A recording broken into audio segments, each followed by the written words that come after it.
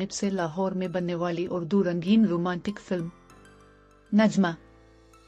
Film की cast में ज़ेबा, मोहम्मद अली, रोजीना, आलिया, रंगीला, मुस्तफ़ा कुरैशी, इलियास काश्मीरी, कवि, तमन्ना, कमाल ईरानी, फोमी, नासिरा, चंगेजी, मीना चौधरी, साकी और अतिया अशरफ शामिल थी। गया चाहे लाख है जाने बहाना, तुझे काले घटा सोने न देगी, तुझे काले घटा सोने न देगी।